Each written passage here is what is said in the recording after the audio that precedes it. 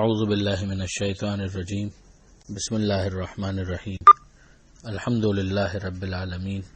والصلاة والسلام علی اشرف الانبیاء والمرسلین واہل بیتہ الطیبین الطاہرین المعصومین اما بعد۔ سورہ مبارک بقرہ آیت نمبر 265 سے آیت نمبر 269، 265 سے 269۔ بسم اللہ الرحمن الرحیم۔ ومثل الذین ينفقون اموالهم ابتغاء مرضات اللہ وتثبیتا من انفسهم كمثل جنة بربوة أصابها وابل فآتت أكلها ضعفين فإن لم يصبها وابل فطل والله بما تعملون بصير۔ أيود أحدكم أن تكون له جنة من نخيل وأعناب تجري من تحتها الأنهار له فيها من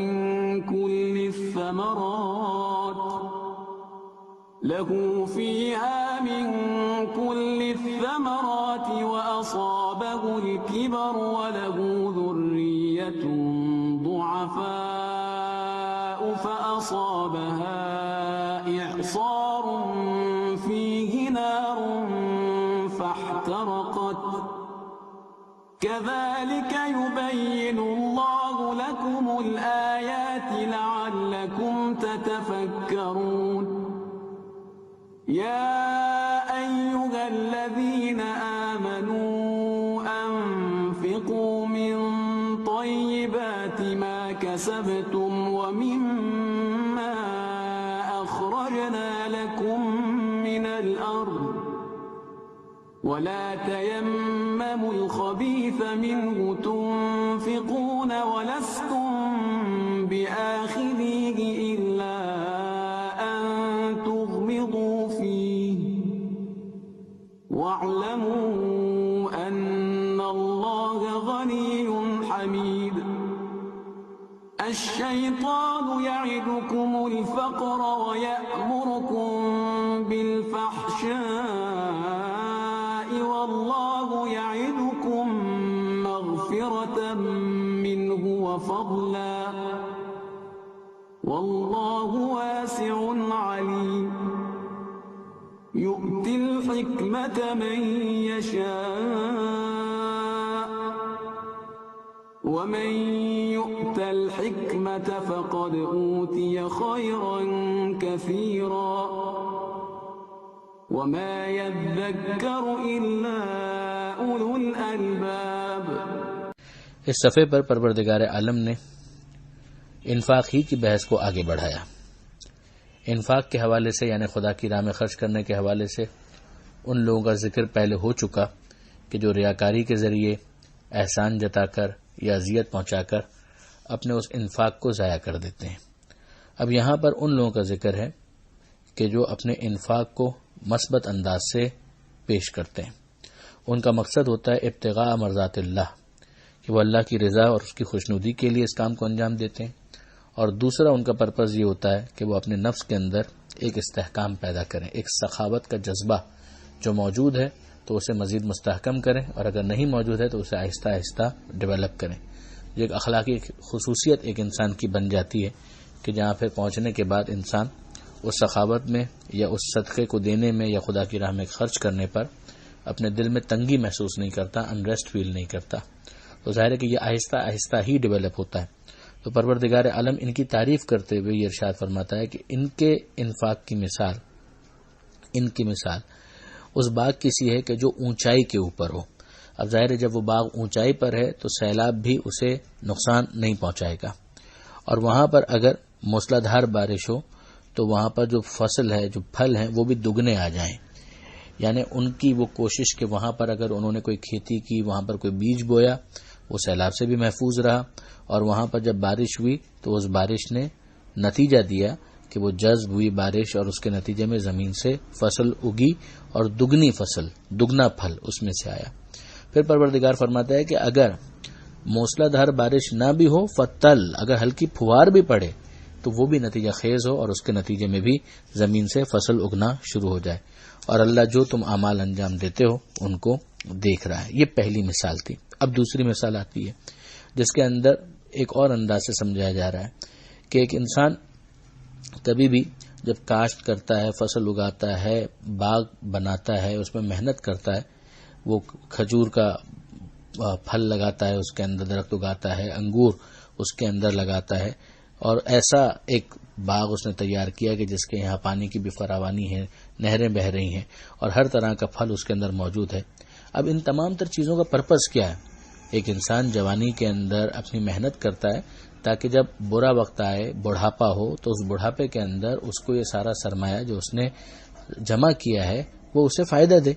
اگر ایسے میں اس بڑھاپے کی اولاد بھی ہو اور بچے ہوں، چھوٹے بچے ہوں، یعنی خود انسان بوڑھا ہو چکا ہے مگر بچے چھوٹے ہیں، تو اب اس کے اندر اس کی اور زیادہ اس کو حاجت ہوگی۔ ایسے میں فرض کرو کہ اگر آگ کا گولا آ جائے اور اس کے نتیجے میں وہ سارے کا سارا باغ جو ہے وہ جل کر خاک ہو جائے تو اس کی کیا کیفیت ہوگی؟ اس نے تو یہ سب کچھ کیا ہی اس لیے تھا کہ برے وقت میں یہ اس کے کام آئے۔ حضرت علامہ سید علی نقی صاحب نے بہت عمدگی کے ساتھ اس میں ایک تبصرہ کیا کہ اعمال کے پودے زندگی کی سرزمین پر اس لیے لگائے جاتے ہیں کہ ضرورت کے وقت، اور وہ ضرورت کا وقت آخرت کا ہنگام ہے، انسان کے کام آئے۔ لیکن اگر وہ ریاکاری کی خیرات ہے یا وہ احسان ہے جس کے بعد اس نے احسان جتایا ہے یا دل آزاری کی ہے، تو یہ بذل و سخا خوب اپنی بہار دکھاتا رہا کہ تعریفیں ہوں، نام پھیلا، شہرت ہوئی، مگر جب اصل ضرورت کا ہنگام آیا تو اس وقت یہ پورا باغ جلا ہوا خاکستر نظر آئے گا اور ذرا بھر بھی اسے فائدہ حاصل نہ ہوگا۔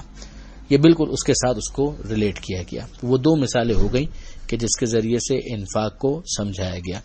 اب اس کے بعد دو اصول انفاق کے حوالے سے بیان کیے جا رہے ہیں۔ پہلا کہ خدا کی راہ میں جو خرچ کرو تو جو تم نے پاکیزہ کمائی کسب کی ہے، جو تمہاری حلال کمائی ہے اور جو اللہ نے نکالا ہے، تمہارے لیے فراہم کیا ہے زمین سے، اسے تم اللہ کی راہ میں خرچ کرو۔ حرام کی کمائی سے خرچ کرنے کا کوئی مطلب نہیں ہے۔ حرام انسان کا ہے ہی نہیں کہ وہ اس میں تصرف کر سکے۔ یہ پہلا اصول دیا گیا۔ دوسرا اصول یہ دیا گیا کہ قصد بھی نہ کرو، سوچو بھی نہیں کہ جو مال ردی ہے، بیکار ہے، خبیث ہے، یوٹیلیٹی اس کی کوئی نہیں ہے، اسے تم خرچ کرو اللہ کی راہ میں، جبکہ وہ چیز ایسی ہے کہ اگر تمہیں پیش کی جاتی تو تم بھی آنکھیں بند کر کے ہی اسے لیتے، تمہارا دل نہ ہوتا کہ تم اسے قبول کرتے۔ تو جان لو کہ اللہ بے نیاز بھی ہے اور قابل تعریف بھی ہے۔ یہاں پر ایک بات سمجھنے والی ہے، ایک ہے کہ کسی چیز کی یوٹیلیٹی ہے مگر وہ یوٹیلیٹی ریلیٹیولی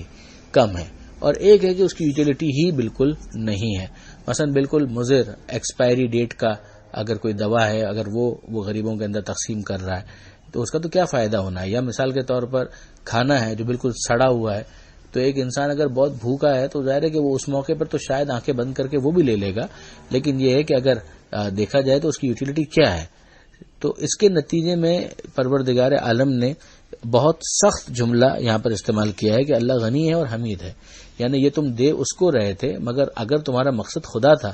تو گویا تم نے خدا کو اس قابل سمجھا کہ اپنا وہ مال کہ جسے تم خود بھی لینے کے لیے تیار نہ ہوتے، جس کی کوئی یوٹیلیٹی نہیں تھی، وہ تم نے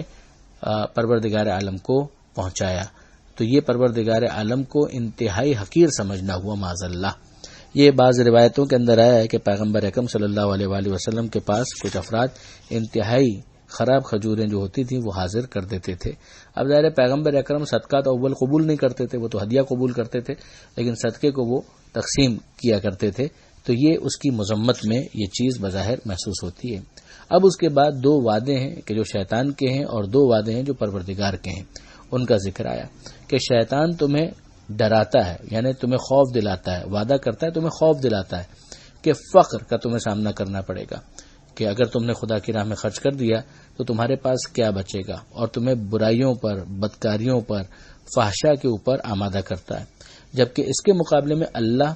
تم سے وعدہ کرتا ہے مغفرت کا، بخشش کا اور فضل و کرم کا، اور اللہ وسعت والا ہے اور اللہ علم والا ہے۔ تو خیالات تو انسان کے دل میں آتے ہیں، وہ خیالات کس کی طرف سے ہیں؟ خدائے رحمان کی طرف سے یا شیطان کی طرف سے؟ تو جو خیال اس طرح کا ہو کہ جس کے بعد انسان اس نیک عمل سے رکنے کا سوچے تو یہ شیطان کی طرف سے وسوسہ ہے، اور اگر وہ خیال لوگوں کے درمیان قربتاً اللہ تقسیم کرنے کا ہو، بخشش کا ہو، تو پروردگار عالم کی بھی بخشش کا وعدہ ہے، اور یہ الہام بھی خدا کی طرف سے ہے۔ اور پھر ظاہر ہے کہ اللہ وسعت والا ہے، اللہ علم والا ہے، تو اگر ایک انسان خدا کے اوپر یقین رکھتا ہے تو اس کی زندگی میں یہ چیز نظر آنی چاہیے کہ وہ خدا کے وعدے کو بھی اہمیت دے۔ آخری آیت جو اس صفحے پر ہے کہ یؤتی الحکمت من یشاء، اللہ جسے چاہتا ہے حکمت عطا کرتا ہے،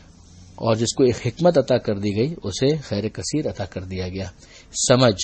فہم، کہ جس کے بعد انسان یہ سمجھ سکے کہ کسی کام کو کب کرنا ہے، کیسے کرنا ہے، کس طرح سے کرنا ہے۔ اب اگر انفاق ہی کی اگر آپ بات کریں تو بہت سے اصول ہم دیکھتے ہیں کہ سورہ بقرہ کے اندر پروردگار عالم نے بیان کی ہیں، تو انسان خدا سے اگر حکمت مانگے اور اس کو حکمت ملے تو اس کے فیصلے درست ہونا شروع ہو جاتے ہیں۔ پھر آخری بات یہ کی گئی کہ نصیحت نہیں حاصل کرتے مگر صاحبان عقل، یعنی اتنی عقل تو ہو کہ انسان اپنے عقائد کو درست کر سکے تو وہ سمجھ سکے گا کہ خدا کا وعدہ کیا ہے، اور پھر اس کے نتیجے میں اس کے نفس کے اندر وہ سے بات آئے گا جو اس صفحے کے اندر پہلی بات آئی کہ تثبیتا من انفسہم، کہ خرچ کرو تاکہ تمہارے نفس کے اندر ایک استحکام پیدا ہو سکے۔